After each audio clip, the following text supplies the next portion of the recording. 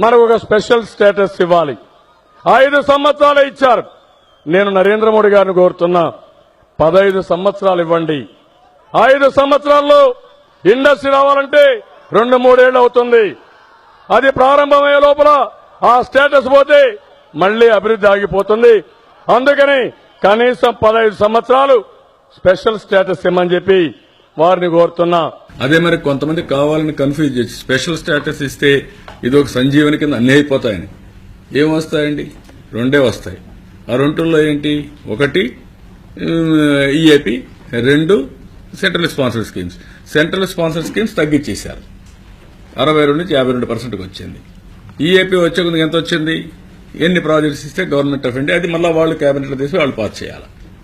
ఎన్ని ఇస్తే వస్తాయి. నేను అడిగింది ఫస్ట్ నా డిమాండ్ స్పెషల్ స్టేటసే. వారు కాదని ఇంకా ఎక్కువ డబ్బులు ఇస్తున్నారు అనుకో, ఇంక నీ బాధ ఏముంది? ఇంకా ఎక్కువ డబ్బులు ఇస్తే నేను కాదన్నా కదా.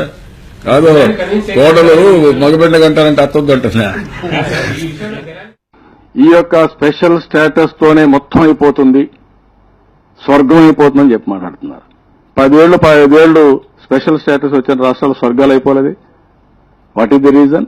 ఏదైతే ఈ రోజు ఇచ్చిన దాన్ని అభినందిస్తూనే వాళ్ళు ఎంత ఇచ్చినా తీసుకోవడం, మనం ముందుకు పోవడం తప్ప వేరే మార్గం లేదు. We have to fight, we have to move forward.